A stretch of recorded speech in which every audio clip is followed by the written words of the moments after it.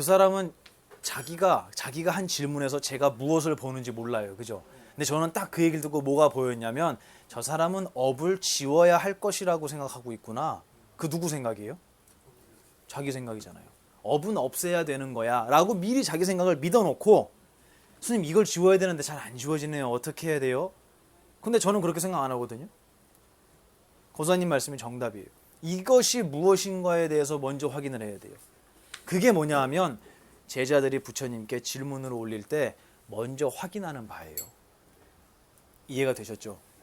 저한테 또는 저 말고 다른 스님들이라도 질문을 하시거나 궁금한 걸 여쭤보실 때는 먼저 스님 저는 이거를 이렇게 알고 있는데요. 이걸 이렇게 알고 있는 제 생각대로라면 이거는 어떻게 된 겁니까? 라고 여쭤보셔야 된다는 거예요. 아셨죠? 요게 제가 질문하는 법을 알려드린 거예요. 지금 법 서로 마주하는 법칙이다. 요거 우리 교회 40년 다니신 우리 거사님이 한번 설명해 보시죠. 쉽게. 잘 모르네요. 우리 운공 거사님 우리 거사님도 공부를 굉장히 오래 했어요. 거사님이 알고 있는 상직법이 뭔지 한번 설명해 보세요. 좋은 대답이에요. 상직법은 그거 이외에도 많지만 그 중에 하나를 대답해서 잘했어요. 이건 무슨 얘기였냐면 우리 눈이 있다는 것은 그 앞에 뭐가 있어요? 이거 제가 지어낸 거 아닙니다. 아함경에 굉장히 많이 나오는 얘기예요. 눈이 있다라는 것은 이미 눈앞에 색깔이 있다는 얘기예요. 근데 만약에 이 세상 색깔이 다 없어졌어요. 그럼 이거 뭐에 쓰는 거예요? 구슬치기 하는 건가? 뭐에 쓰는 거예요? 이 세상의 소리가 다 사라졌어요. 그러면 이거 뭐에 쓰는 거예요? 손잡이에요? 뭐에 써요 이거? 귀라는 이름이 있겠어요 없겠어요? 그러면 귀라는 이름은 무엇 때문에 만들어졌죠? 그게 상직법이에요. 그러면 눈과 색깔, 귀와 소리, 코와 냄새, 혀와 맛, 이거 다 하면은 6개예요. 이 정도 다 하면 6개예요. 반야심경에 안, 이, 비, 설, 신, 피부, 그 다음에 의, 뜻 6개 나와요. 그럼 그것의 대상이 되는 건 몇 개가 있겠어요? 6개죠. 그렇죠. 눈에는 색깔, 귀에는 소리, 코에는 냄새, 혀에는 맛, 피부에는 대상이 뭐겠어요? 감촉. 그렇죠. 그 다음에 우리 뜻에는 대상이 뭐예요? 의미. 그렇죠. 맞아요. 이렇게 마주하고 있다라는 거예요. 그러면 눈 없으면 색깔이 있어요 없어요? 여러분 눈 감으시면 온 세상 색깔을 여러분이 없앤 거예요. 없어요. 귀가 없는 사람에게 소리가 있을까요? 없어요. 하나만 없으면 이쪽이 없어져요. 또 이 세상 모든 냄새가 싹 없어졌어요. 그럼 코가 있을까요? 없어요. 이쪽이 사라져도 얘가 없고 이쪽이 사라져도 얘가 없어요. 그럼 얘는 공동운명이에요. 맞습니까? 이게 상직법이에요. 자, 해석해 볼까요? 이게 무슨 차자죠? 2차예요. 그죠? 2차. 2차, 3차가 아니고 2차. 이것이란 뜻이에요. 웃는 분 딱 두 분 있었어요, 지금. 이것이란 소리예요. 이거. 그러면 자연스럽게 이것이란 말하고 우리 국어 시간에 배웠죠? 대꾸법 배웠죠? 이 명태 고등어 말고 그거 아니에요. 뭐예요? 무슨 말이에요? 서로 구가 이게 뭐라 그러죠? 그렇죠. 대하는 거예요, 이렇게. 그러면 이것의 짝을 이루는 글자가 뭘까요, 여기서? 얘예요, 얘. 그죠? 네. 그럼 이거 차가 이것이면 피는 뭐겠어요? 저것이에요, 저것. 이것과 저것. 그러면 이것이 있다는 거예요. 그죠? 이 고는요? 그러므로라는 뜻이에요. 물론 이게 옛고자로 쓰이는 경우도 있어요. 옛고가 이거 말고 요것만 옛고가 아니고요. 요것도 옛고, 예로부터라는 뜻으로 쓰이는 경우가 있어요. 경전에서. 근데 여기서는 그러므로라는 뜻이에요. 평범한 뜻이에요. 그리고 저것이 있다. 그럼 번역해 볼까요? 이것이 있으므로, 그죠? 이것이 있다. 그러므로 이것이 있으므로 저것이 있다. 안 어렵죠? 또 이것이 일어날 기, 그죠? 기상하는 거죠. 이것이 일어남으로 저것이 일어난다. 이거는 어려운 한자가 하나도 없어요. 근데 제가 이렇게 쉬운 것을, 제가 여러분을 무시해서 이걸 해오라 그러는 게 아니고요. 이렇게 쉬운 거를, 이번 제목이 뭐냐면 왜 나는 번역이 되지 않을까예요.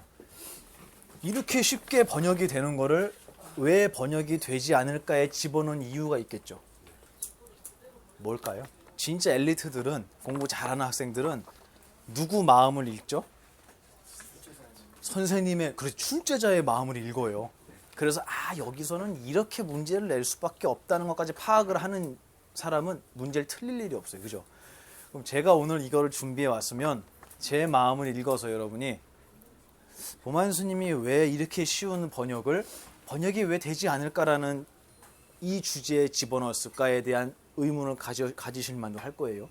그것의 가운데냐, 아니면 원이 있는데 이 원의 중심이냐, 아니면 A, B, C, D, E 가운데 C냐, 아니 가운데 뭐 D냐, 여러 개 가운데 어떤 것이냐. 1번, 2번, 3번 어떤 것 같아요? 불경에서 가운데 중자가 나오면 우리는 그걸 어떻게 번역해야 되는지를 모른단 말이에요. 똑같은 얘기 아니에요 지금 이거? 그죠? 이거를 저는 알려드리고 싶어요 여러분한테. 이걸 알게 되면 어떻게 되냐면 경전의 문구를 들으면서 바라보는 방향이 달라져요. 그래서 이것과 저것이 뭔지를 모르는 사람이 이 얘기를 들으면 이것이 있기 때문에 저것이 있다. 무슨 말이지? 근데 이것과 저것을 아는 사람은 명확하게 이해가 된다는 거예요. 제가 이제부터 설명드릴게요. 내가 만든 것이 아니다. 이것이 있으므로 저것이 있고 이것이 일어남으로 저것이 일어난다. 라는 게 무엇의 정의라고요? 그렇죠. 그 얘기를 하는 거예요. 그럼 연기법이 뭔 줄 알아야 되잖아요. 이게 뭐냐면 제가 아까 설명했어요. 여러분 눈이 있으면 반드시 뭐가 있다고요? 앞에? 색깔이. 그렇죠? 귀는 당연히 소리예요. 이렇게 해서 이거 6개, 이거 6개 있다 그랬죠. 그럼 합치면 몇 개예요? 12개죠. 이거를 12입이라고 얘기해요. 또는 12처라고 얘기를 해요. 요건 모르셔도 돼요. 근데 어찌됐든 눈과 색깔이 공동 운명이라고 설명했죠. 그죠? 그러면 눈이 생겨나면 내 눈이 있다라고 얘기한다면 반드시 이미 무엇이 있는 거예요? 이 사람한테 색깔이 있는 거예요. 그러면 귀가 있다라고 하면 반드시 그 사람에겐 소리가 이미 있는 거예요. 그 사람. 그래서 귀를 얘기를 하는 거예요. 그러면 아침에 여러분이 눈을 탁 떴을 때 이 세상이 느껴집니까? 안 느껴집니까? 느껴지죠. 그러면 여러분이 눈을 딱 떴을 때 여러분이 바로 이것이에요. 그럼 여러분이 있다면 무엇이 있게 돼요? 나의 세상이 있게 된다는 소리예요. 이 세상 속에, 큰 세상 속에 여러분이 이렇게 60억 분의 1로 작은 부품처럼 이렇게 계시는 게 아니란 소리예요. 여러분이 사라지면 여러분의 세상은 있겠어요, 없겠어요? 그 얘기 하시는 거예요. 그게 바로 무슨 법? 연기법이다. 그러면 여러분이 없으면 뭐가 없다고요? 세상이 없어요. 그럼 이 세상의 주인공이 누구예요? 그 얘기하는 거예요. 근데 우리 그렇게 생각 안 해요. 어떻게 생각하냐면 세상은 큰데 그 세상 안에 내가 작게 살아가고 있다고 생각해요. 그래서 내가 이 세상에서 휙 사라져도 세상은 남아있을 것 같죠? 아니요. 스님, 제가 없어도 세상은 있을 것 같은데요? 누구한테 있냐? 제가 없어져도 우리 거사님한테는 있잖아요. 거사님 없어지면. 거사님한테 있죠? 거사님도 없어지면. 모두가 없어졌어요. 다시 얘기해서 세상을 보는 존재가 사라졌어요. 세상이 있다라고 어떻게 증명하실래요? 있을까? 아니면 없다는 얘기를 할 사람은 있을까요? 온 세상의 주인공, 이 세상을 만드는 사람은 나였다는 얘기예요. 내 앞에 색깔을 만드는 존재는 영화가 상영기가 아니고요. 상영기가 아무리 틀어줘도 내 눈이 없으면 색깔은 없잖아요. 그럼 모든 색깔을 만들어내는 존재는 누구예요? 내 눈이에요. 그래서 저희 큰 스님이 이런 얘기 하셨어요. 너 눈앞에 꽃하고 똥하고 있으면 꽃 볼 땐 기분 좋지. 똥 볼 땐 어때요? 찌푸리죠. 어느 게 좋으냐고 물어보시는 거예요. 누가 똥 좋다 그래요? 꽃 좋다 그러지. 꽃이 좋습니다. 그랬더니 나는 보인다는 게 더 좋다 이렇게 얘기하시는 거예요. 이게 좋고 이걸 나쁜 걸 떠나서 이게 보인다라는 것은 이미 무엇이 있기 때문이에요? 눈이 있기 때문에. 내 눈이 있기 때문에 색깔을 보는 거예요. 그래놓고 그 색깔에다가 이름을 붙이죠. 뭐라고? 꽃이라고, 똥이라고. 그래놓고 플러스 뭐까지 하냐면 의미까지 집어넣어요. 그래서 이거는 예쁘다, 이거는 더럽다. 거기다 플러스 뭐까지 하냐면 이거는 갖고 싶다, 이거는 버리고 싶다. 우리는 너무 짧은 순간에 거기까지 의미를 확장을 시켜버려요. 그래서 제일 중요한 한 가지를 잊어버리는 거예요. 뭘 잊어버리냐면 이걸 잊어버리는 거예요. 내 눈이 있기 때문에 색깔이 보이는구나. 내가 아침에 눈을 떴기 때문에 나의 세상이 일어났구나. 그걸 잃어버리는 거예요. 그게 바로 연기법이라는 의미입니다. 촛불이죠. 그러면 촛불이 켜지면 주위가 어떻게 돼요? 환해지죠. 근데 얘가 불이 안 붙어 있어요. 그리고 여기에 촛불이 엄청 많아요. 여기도 촛불이 있어요.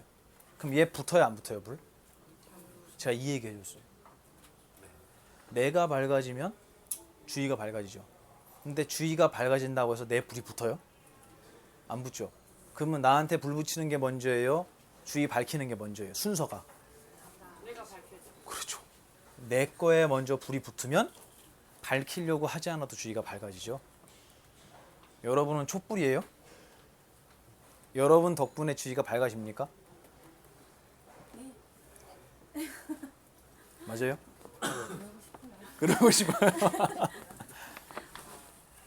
이게 차예요, 차. 그리고 이 밝아지는 것들, 이만큼 밝아졌으면 여기가 피예요. 네. 이것은 내 정신, 지금 세상을 보는 주체를 얘기하는 거예요.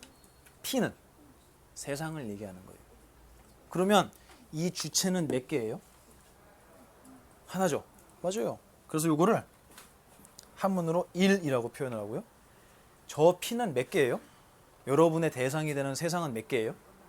엄청 많죠. 그래서 그거를 모두 채자를 써요. 그러면 읽어보면 뭐죠? 일체. 불교 용어예요. 모두라고 우리가 번역은 하지만 한글로. 근데 왜 모두라는 말에 모두 채자가 이미 있는데 여기다 한일자를 붙였을까?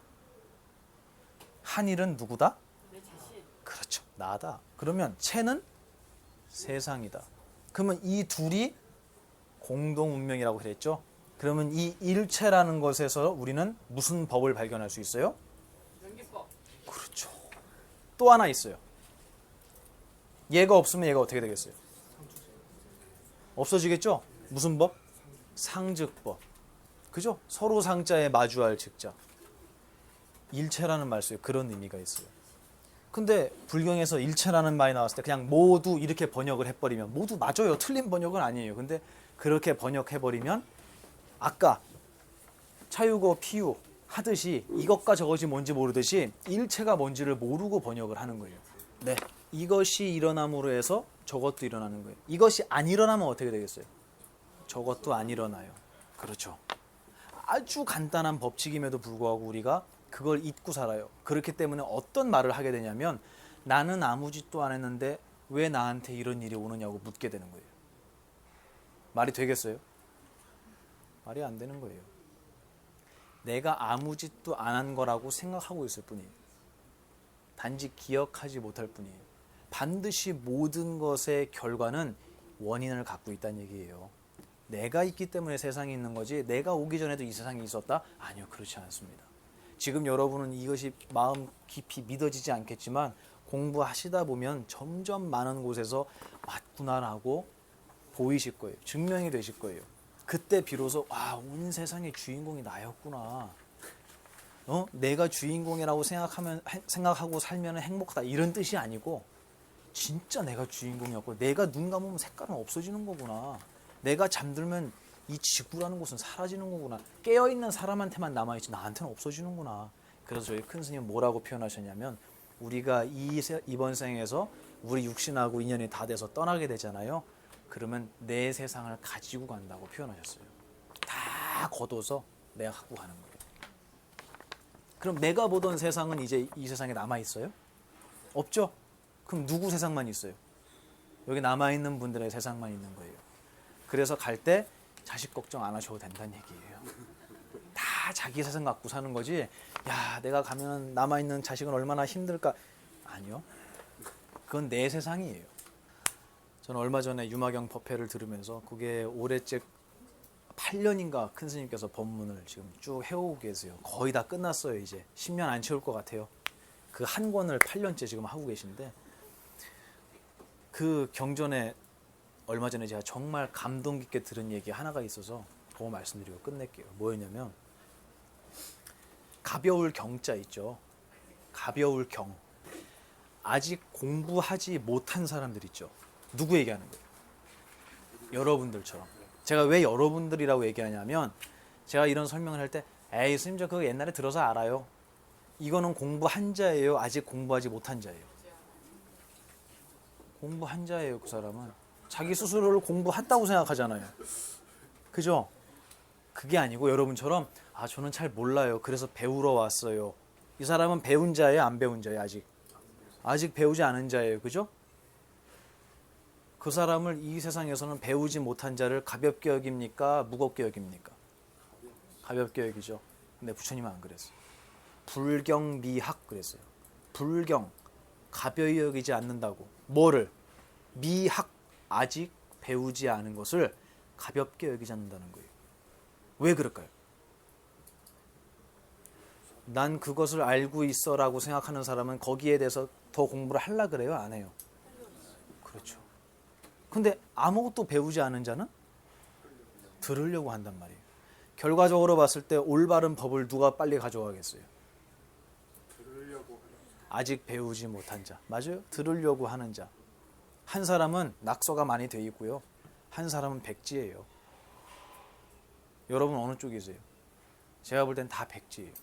그래서 제가 너무 행복하고 지금 기쁜 거예요. 그래서 이 얘기를 전해드렸을 때 여러분이 그렇구나 하고 분별 없이 이해했고 그걸 가슴에 새긴 것 같아요. 그게 바로 뭐냐면 부처님께서 말씀하신 불경미학. 아직 배우지 않은 자를 가볍게 여기지 않는다는 얘기예요. 잘못 배운 자보다 훨씬 더 도에 가깝다라고 좀 그 말씀을 드리고 싶고 이 법문을 여기서 마치겠습니다. 고맙습니다.